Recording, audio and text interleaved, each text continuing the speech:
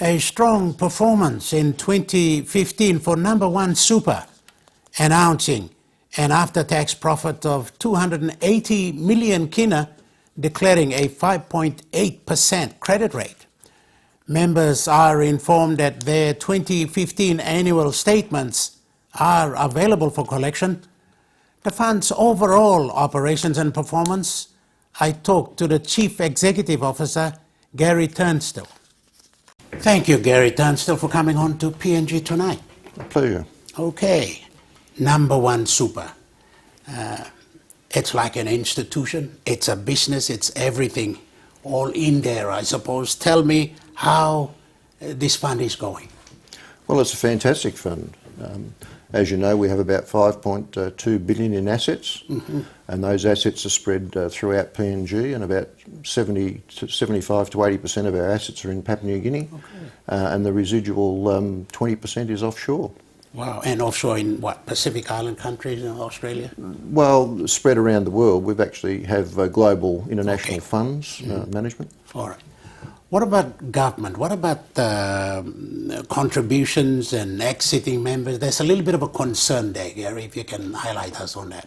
Yeah, well, there's probably two issues there. Normal annual contributions for members are coming through in the normal course. So each payday, the government pays their contributions to members. So that's never been an issue over the time that I've been with the fund. And there's another part of the fund which is called the unfunded component. And that unfunded component is past due contributions that weren't made by the government from many, many years ago. And as a member exits the fund, those funds are paid out. And the government at this stage is a little bit behind in terms of paying those exiting members. Okay. We're currently dealing with Treasury to ensure that those funds are made up within probably the next 4 to 6 weeks, we hope. Okay, well, let's get into that a little bit later. But those exiting, how much are you paying out to those who are exiting? Yeah, on average, we generally pay about 10 to 11 million per month. Wow. For members exiting. That's quite a lot of money. It is quite a lot of money. And is the government, you say it's not, and it's now looking into a lapse there. Is that hurting your operations a little bit? Well, it's certainly not helping the situation. At the moment, we've stopped paying those exiting members the unfunded portion from government. Okay. So it's not hurting the fund as such anymore. We're waiting until the government pay us, and then we pay the exiting members. But wouldn't the exiting members be arguing with you about that? Well, certainly, but it's unfortunate that we can't pay funds that we don't have. So if the government doesn't pay us, we certainly can't pay the member. Sure. And what's the government's excuse?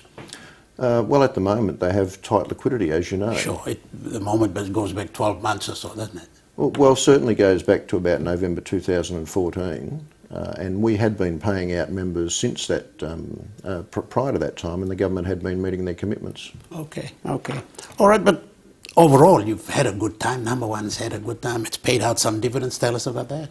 Yeah, we've paid out 5.8%, which is a fantastic result, really, considering economic circumstances.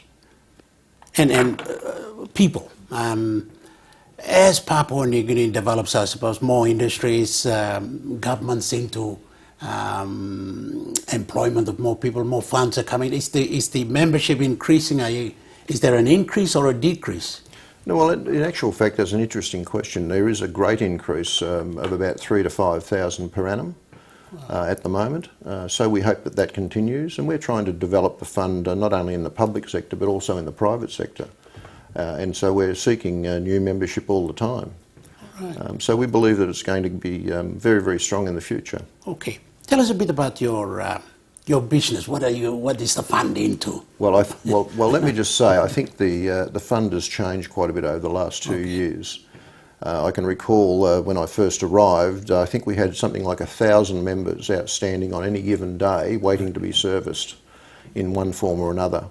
Today, I'm very, very pleased to say that we only have 3 outstanding on any given day. Wow. So we've reduced that number from about 1,000 outstanding a day to 3, or less than 3 per day. So we're actually servicing our members within 24 hours. Wow. I think there's been other great activities undertaken within the fund. We now provide better electronic service to members. So we have mobile applications, for instance, on smartphones and on tablet. So members can actually go into their smartphone and into their tablet and actually see their account balance, see how their fund's growing, see what returns they have.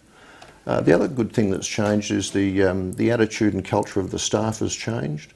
You know, we're actually wanting to service our members. We know we're there for our members, and the staff understand that too. Yeah, sure. And so they're working pretty hard to make sure our members are looked after. Sure. And what sort of a workforce do you have? What numbers? How many do you have? Yeah, we have about 140 on the staff at the moment. We have 17 branches spread around the country. We're trying to grow that with a partnership with Post PNG, and develop that to a spread of around 30 branches in the longer term. It'll probably take... Papua New Guineans are manning all of those? Yeah, that's right, exactly. And so we're trying to expand that dramatically. Okay. The future? The future, well, very, very good board we have, and the board has just been through a strategic review of the organisation. And we've set some plans forward out to 2020. We've re-established our, or we will be re-establishing our strategic asset allocation. We're currently looking to spend 25% of our fund offshore into investments, but retain 75% onshore. The strategic direction is very, very sound for the future. We're moving into new premises probably in the next 2 or 3 months. OPH, Old Parliament House. Okay. The new building there. We're moving into the first floor and the mezzanine, so that'll be great for the staff and the members as well. And we're looking to increase our investments. Wow. All looking good. At this stage, yes. Gary Turnstall, thank you very much for talking to us. Thank you kindly. Appreciate it. Okay. Gary Turnstall, the Chief Executive Officer of Number One Super. The fund has also taken on the services of Vere Avara as the new Chief Finance Officer. Vere comes from Kepari village in Marshall Lagoon Central Province. He has over 31 years experience in executive management and as controller in several companies. This is PNG Tonight. After the break, new jobs in oil palm in East Sepik.